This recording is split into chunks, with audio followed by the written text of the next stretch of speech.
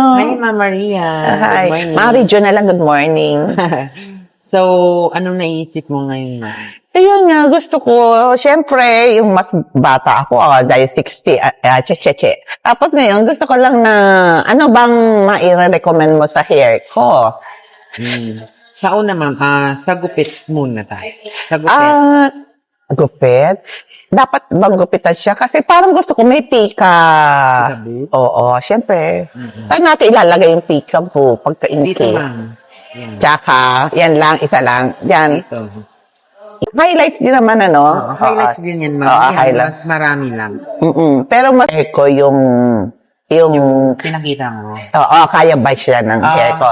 Ipa-wash ko lang siya, ma'am. I-check ko muna yung elasticity ng hair mo, kung kaya. Tapos, tsaka tayo mag-decide ng color. Yan. Kamusta, ma'am, ang color? Achieve mo, ganda. Yan, di ba? Ganda.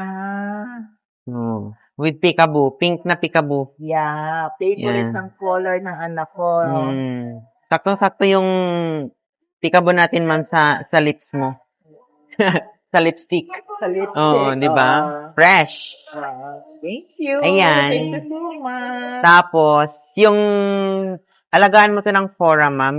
Thank Yan, you so ganda, oh. much. Happy ka naman. Thank you so much.